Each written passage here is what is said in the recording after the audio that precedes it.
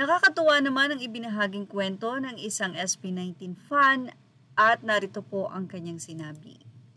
I went on a birthday travel last month, a 7-day Greek cruise. Upon embarkation in Kosadasi, Turkey, I didn't have a hard time identifying my luggages cause mine was so unique. Bukod tanging naiiba sa lahat, now ito na. Upon disembarkation, pagkatapos ng tour sa Greece, hindi ko makita ang dalawang luggages ko. Tanong nung taga-port terminal in charge, how does your luggage look like? I replied, 5 handsome boys SB19. Ayun, naiwan pala sa cruise ship, hindi pa nila naibaba for whatever reason that I do not know. By the way, I chose their Moonlight because memorable sa akin ang Moonlight song ng SB19. Moonlight Shibuya Crossing ang mga La Bebe Boys. Pag uwi ko pala ng Pinas, punit-punit ng SB19 luggage cover ko. Di bale, paggawa na lang ulit for my next travel, sana may ganitong merch ang mahaliman natin. Ano po?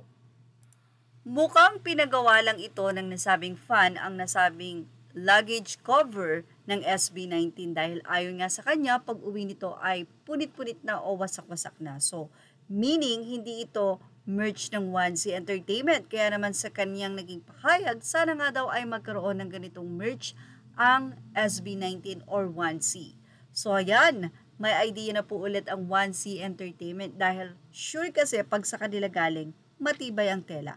Pero syempre kung magpapagawa ka nito, mas maganda kung ikaw na mismo ang bibili ng tela para matibay and then ipagawa mo na lang. Pero grabe, ang ganda nga ng pagkagawa ng nasabi nga pong luggage cover na ito ng isang 18. So, calling 1C Entertainment, mukhang mas maganda po talaga kung kayo ang gagawa dahil unang-una, may tatak talaga ito. But anyway, tanong nga ng mga fans kung saan po pwedeng magpagawa ng luggage bag cover. Saan po pwedeng magpagawa niyan? Gusto ko din ganyan, unique na. At the same time, maipopromote pa ang The Boys. Sabi niya, wow, I love the Moonlight photo cards too. Pasadya po pala yung luggage cover na yan. Well, akala din natin ay nabili niya sa merch pero wala pa nga ganyang merch ang 1C Entertainment. Pero yon, panawagan nga ng mga fans, sana magkaroon. Dahil pwede niyo naman to itong magpunta sa patahian and then i-suggest kung ano yung ipapagawa nyo. Pero syempre, mas maganda pa rin talaga kung 1C ang magagawa nito dahil nga sabi nga natin because of the originality and yung pagiging legit niya as SB19 talaga. And for sure, mas maganda kung may pirma din ng mga mahalima.